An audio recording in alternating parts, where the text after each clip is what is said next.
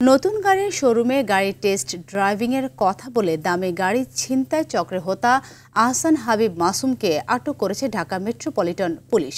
DMP media সেন্টারের সংবাদ সম্মেলনে এই তথ্য জানান রমনা জোনের ডিসি মাসুদ আলম। তিনি জানান, আটক হাবিব পেশায় ইঞ্জিনিয়ার হওয়ায় খুব দক্ষতার সাথে কৌশলে গাড়ি ছিনতাই করত। রাজধানীতে একাধিক গাড়ি ছিনতাই করেছে সে। এছাড়া বাসায় ফ্ল্যাট ভাড়ার কথা বলতে গিয়ে পিস্তল দিয়ে মোবাইল ছিনতাই করে সেই মোবাইল দিয়েই গাড়ি ছিনতাই করত। এ সময় ঈদকে সামনে রেখে ছিনতাই রোধে পুলিশের নানা তৎপরতা বৃদ্ধি করা হয়েছে বলে জানান ডিএমপির এই কর্মকর্তা। ঈদকে সামনে রেখে আমাদের ব্যাপক ডেপ্লয়মেন্ট এবং ব্যবস্থাপনা আছে। আমরা যেমন রাতের বেলা একটা করি যে চেকপোস্ট আছে, মানে এটা একেবারে ভিজিবল, কিন্তু চেকপোস্ট এবং টহল এবং ওই যে মোটর সাইকেল, যেটা আমরা মূলত প্রত্যেকটা থানায় কিন্তু 8টা 9টা করে মোটর সাইকেল দেওয়া আছে, যে এই মোটর সাইকেল নিয়ে আমাদের ওই সাব ইন্সপেক্টর, এএসআই বা কনস্টেবল তারা কিন্তু চষে বেড়াচ্ছে।